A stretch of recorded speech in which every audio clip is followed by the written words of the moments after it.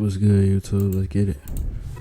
Man, what's up, everybody? It's 1090 Jake. I'm rocking with y'all, and y'all rocking with me. And for this video, we're gonna be speaking on Rod Wave firing up his girlfriend's G-Wagon after his house was broken into. May 20th, 2025, Rod Wave was taken into custody and booked into the Fulton County Jail in Atlanta. Bro, I'm sorry, but Rod looked like that one Angry Bird, bro. I remember I forgot somebody who said the red one, I think, bro. He looked just like the red Angry Bird, bro. A long list of charges would range from aggravated assault, possession of a firearm, pointing or aiming a gun at another person, and tampering with evidence. Read all that.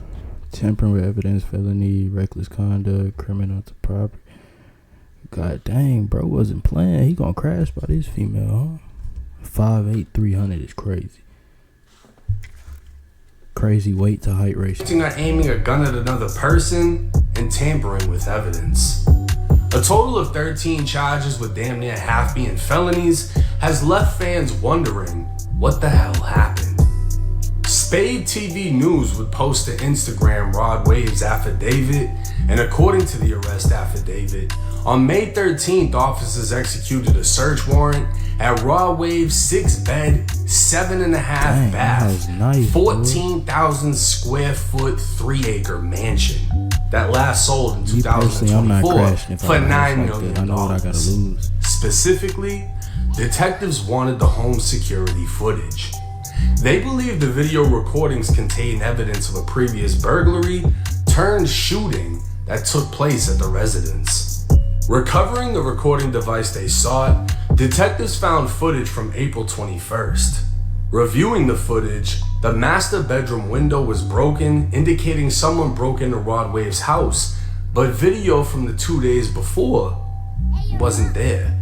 Rod Wave sent this realtor to check on the home, and she could be seen on surveillance video walking around the garage courtyard before leaving and returning with another realtor.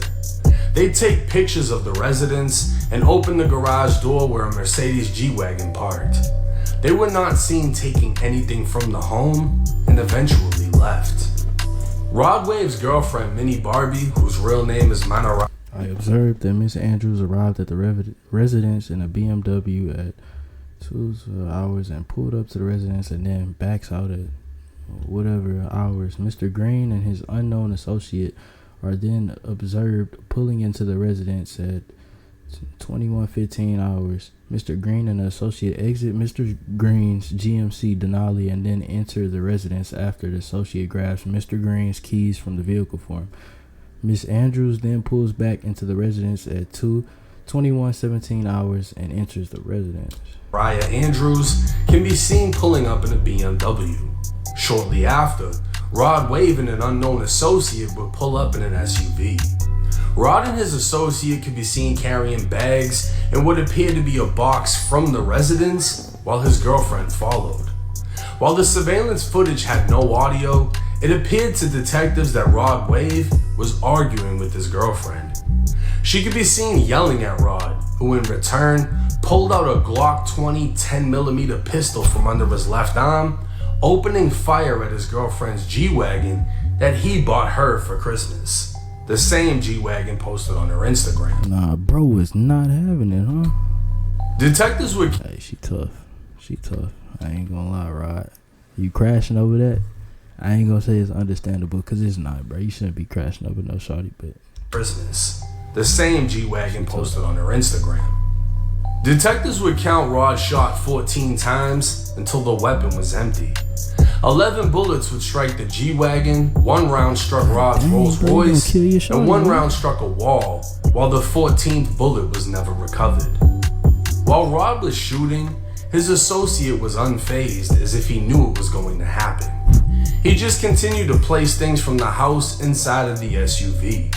Rod's girlfriend, on the other hand, ducked down and ran inside of the house in fear. She'd then run from the house to a nearby neighbor, call her mother, telling her Rod Wave shot her car up, and telling her mom to call 911. Rod could then be seen on camera running through the front of the yard, as detectives believed he was now panicking, knowing his girlfriend went to the neighbors to call the police.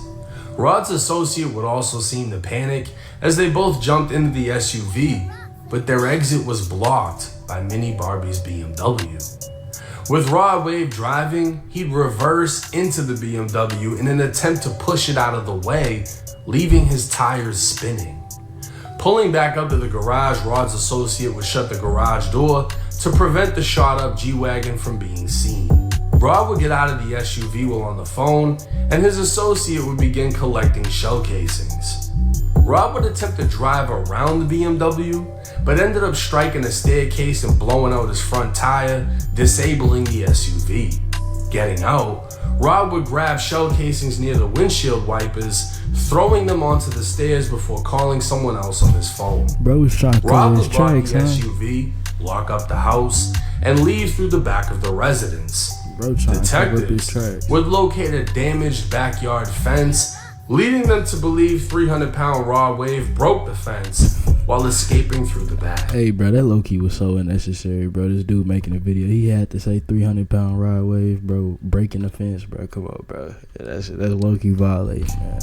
Detectives were now confident they had video evidence, clearly showing Rod and his associate working together to alter the scene of a shooting, and later discovered Rod contacted his bodyguard to pick them up from the scene to avoid apprehension, while taking evidence from the scene to make it appear Rod was never there and no crime happened other than a burglary. Due to this information, probable cause was found to arrest Rod Wave on charges of aggravated assault, pointing or aiming a firearm at another person, 2 counts of possession of a firearm during the commission of a felony, 2 counts of reckless conduct, 2 counts of criminal damage to property, 2 counts of obstruction of law enforcement, 2 counts of tampering with evidence, and conspiracy to commit a felony. Now, I don't think this should come as a surprise that one of the top artists making emotional music reacted emotionally to someone breaking into a mansion. But to shoot the shit. Bro, no, real talk, bro. I'm not trying to get y'all listening, but that's the real, like, that spiritual warfare and all that, bro. Like, the stuff you feeding into your mind, bro, you gonna be quick to act on it sometimes, bro. That's not always the case, but if you feeding your mind with all this, like, this sad music, this, that, and the third, don't be surprised if you catch yourself in a situation like that, you know what I'm saying? Like, it's really what you feed in your spirit, you know what I'm saying, bro? Shit out of his girlfriend's G-Wagon is a little bit over the top.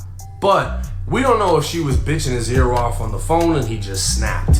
At the end of the day, he bought the car, most likely owns the car, and he didn't cause her actually any harm aside from what? Stress?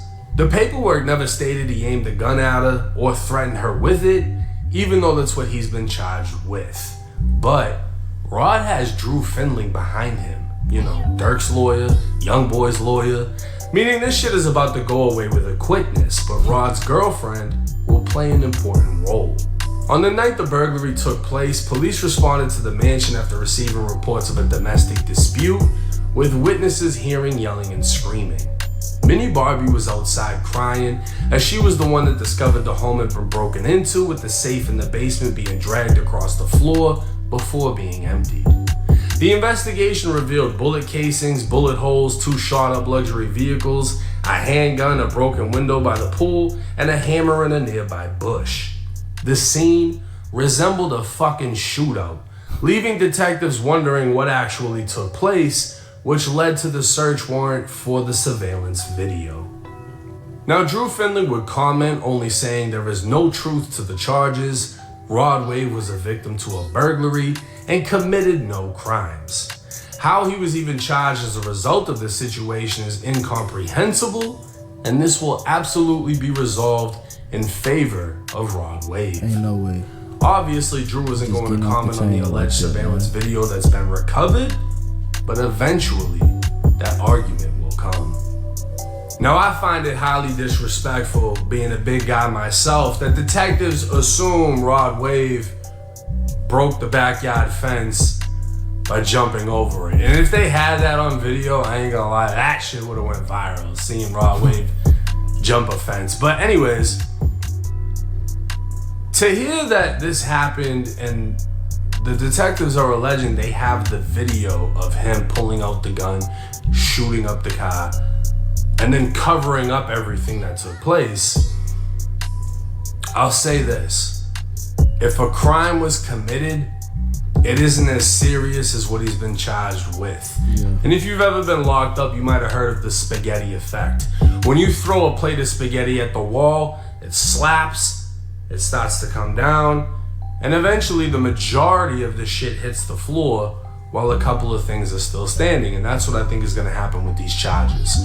He's been hit with a bunch of charges that are serious, but I think that his lawyer is going to pick them apart strategically in a manner in which, you know, maybe he gets probation, maybe he gets time served, community service, whatever. I wonder how much he's paid. I don't know lawyer, the statutes in Georgia, but firing a gun, discharging a firearm in public is a misdemeanor in Florida. The South has lenient laws. You know, the 4th of July, people just shoot guns off and shit.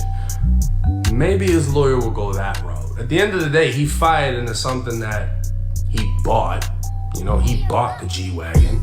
And if you're a YouTuber and you're shooting guns on your property at shit you own, it's not that big of a deal, you know what I mean? But that's gonna be something for his lawyer to figure out.